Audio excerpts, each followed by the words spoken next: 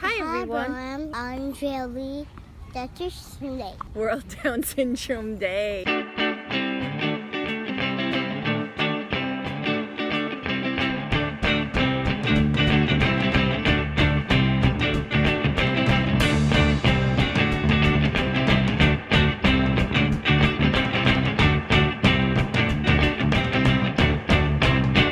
Hi everyone, for this episode of Team Jelly Bean, we are going to talk about Down syndrome. Why Down syndrome? Why now? Well, on March 21st, it's World Down Syndrome Day, so all over the world, anyone who loves someone with Down syndrome will be celebrating that extra chromosome. So, for this, what I thought was, I'm going to share 5 facts with you.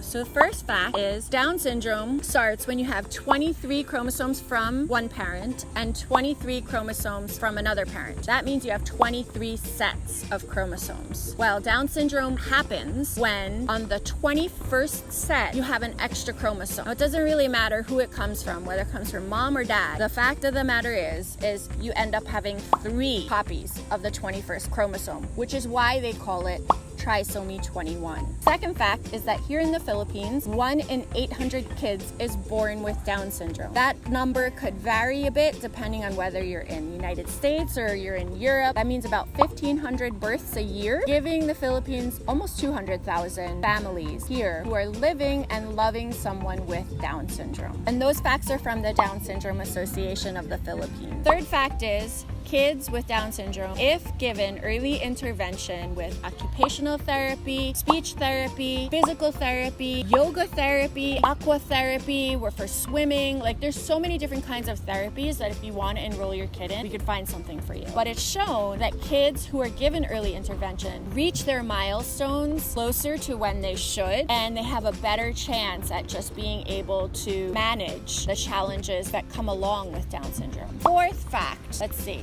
There are kids and adults with Down syndrome who are actors, who are models. There's even one who's a professor. He's in Spain. I can't remember his name. It's really possible for adults with Down syndrome to contribute to society in a meaningful way where they can pretty much do anything we can do. It just might take them a little longer.